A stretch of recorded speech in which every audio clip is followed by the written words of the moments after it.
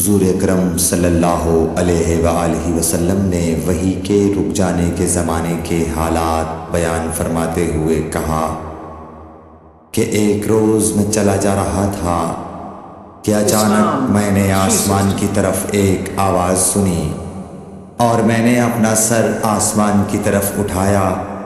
کیا دیکھتا ہوں کہ وہی فرشتہ جو میرے پاس غار حرا میں آیا تھا وہ آسمان و زمین کے بیچ میں ایک کرسی پر بیٹھا ہوا ہے۔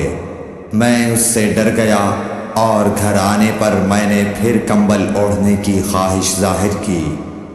اس وقت اللہ پاک کی طرف سے یہ آیات نازل ہوئیں، اے لحاف اوڑھ کر لیٹنے والے، اٹھ کھڑا ہو اور لوگوں کو عذاب الہی سے ڈرا، اور اپنے رب کی بڑائی بیان کر، اور اپنے کپڑوں کو پاک صاف رکھ اور گندگی سے دور رہ۔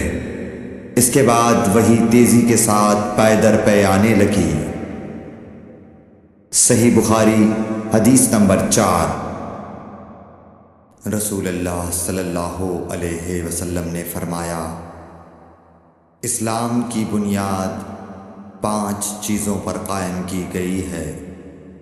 اول، گواہی دینا کہ اللہ کے سوا کوئی معبود نہیں اور بے شک حضرت محمد صلی اللہ علیہ وسلم اللہ کے سچے رسول ہیں، اور نماز قائم کرنا اور زکوٰۃ ادا کرنا اور حج کرنا اور رمضان کے روزے رکھنا۔